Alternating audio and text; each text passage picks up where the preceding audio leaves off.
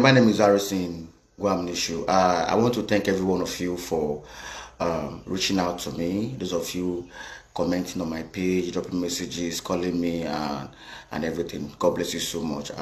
One thing I have not done all this while is to block my comment section or stop you from commenting on what I post. All right.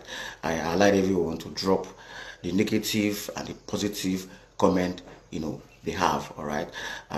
Because when something happens, people bring in different kinds of accusation, some bring in commendation, and a whole lot. So I want to first of all apologize to everybody who have supported me in the past. All right. My silence was not intentional. All right. I won't say I intentionally kept quiet and not to address everybody. All right. But I said I won't speak about the case that happened in Auchi, the case of the kidnapping, the man I went for in Auchi, and then the wife was released, the man was not released. I won't talk about it to anyone, not on the media, not anywhere, until the man is released. That's when I will speak, and I believe that has been my stand. All right. But recently, I've seen a very dark man came to social media to post about 2 or 3 cases, things that happened in the past, like 2022 below, that happened in the past. All right. Trying to bring it up to because of what happened, this kidnapping case that happened. So fine. This one happened in 2022. Franklin, all right, he messaged me and said I should assist him for a land recovery in Owerri. All right. And cases I do for free for people are cases of indigent persons, people who cannot afford it. If you can afford, if you have the means to afford it, and you come to me for help, you have to pay for it. I've been doing that for people, and I've been achieving results. All right. So when he contacted me, I assisted him to get a lawyer. A petition was written, and then the case was started. Everything was going on well. Then, because I was going for election, I told him that I'm not going to be chanced. So he said, fine. I referred somebody to him, one Mr. Tony. I referred to him. So him and Tony was doing the case on their own. He did not give me feedback of what happened. He did not tell me this happened.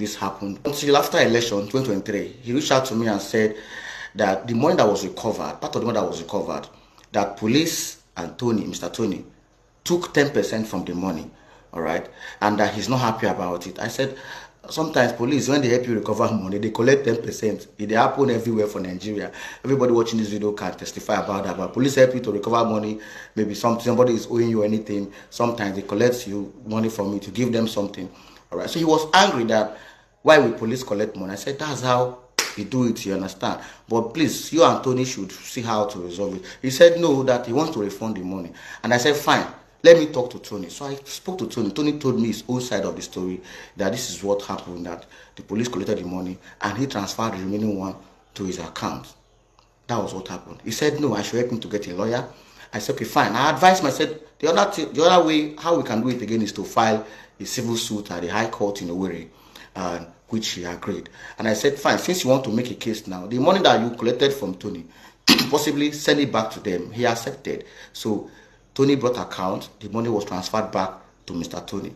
I did not collect 1 kobo from that 4.4 million naira from this guy. That was what happened. I got a lawyer, I paid the lawyer. He did not pay 1 naira to the lawyer, I paid the lawyer for him. This was after my election. So the case was filed in Owerri, High Court in Owerri, and which he was present in the court, because then he was in Nigeria. He was in court with his brother. We went to Owerri, we filed the case. Then when the case was assigned to a judge, the lawyer called me and said, they have been calling Franklin to show the bailiff the address where they can serve, but he did not respond. That was what the lawyer told me. So later I reached out to him. He said, my brother, that he was tired of the case, that the case was taking time, that he cannot wait again, that I should refund back the 4.4 million naira that he refunded back. All right, there is no way to for the case again. I said, okay, fine. What you now do is to go and withdraw the suit that you have at the High Court. That took a lot of time. He didn't do that, and there was argument over that. I said, go and do that so that I can be able to talk to Tony and the people who are with your money to pay the money back to you. Then I reached out to Tony. Tony said that he heard that this same man, Mr. Franklin, settled with the man he had issue with, that he has to come and pay them for the services rendered. That was why the money was not refunded back to Mr. Franklin. So later, people were dragging me for debt. Some persons I borrowed money from, some persons who were in my business crashed. I have a farmland in my community.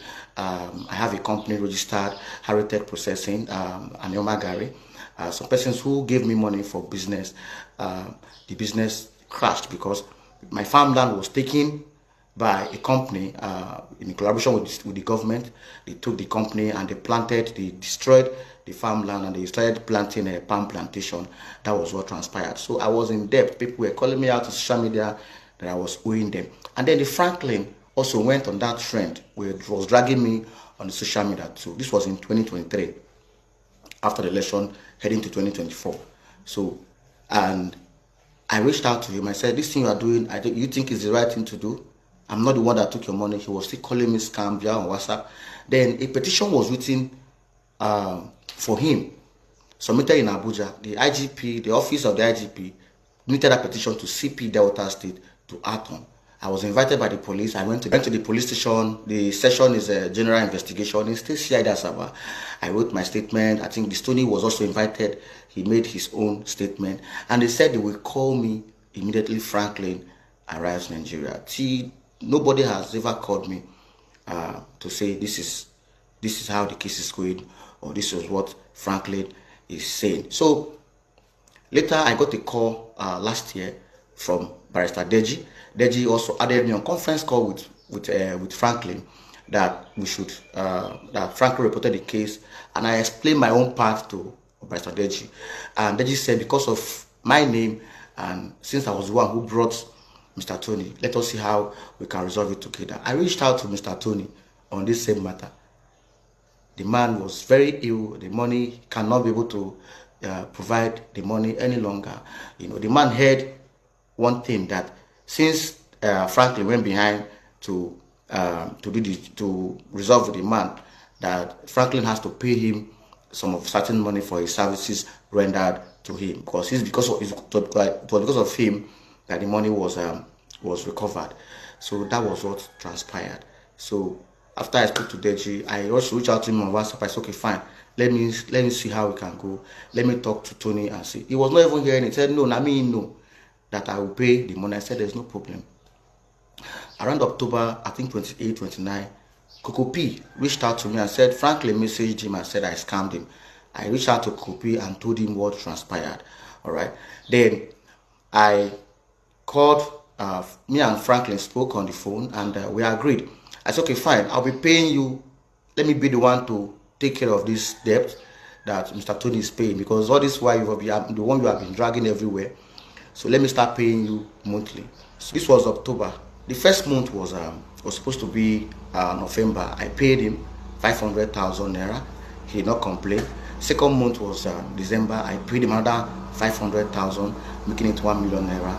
And the third month was supposed to be in January. I was supposed to pay him another 500,000 naira. And then suddenly, this whole issue started again. This whole cases that video started posting about this kidnapping issue. Then he came to my WhatsApp and now wrote me. That was in December, after I've paid him in December, and said, where is my money? This is it here. And I said, bro, it's January. The payment is January, you know.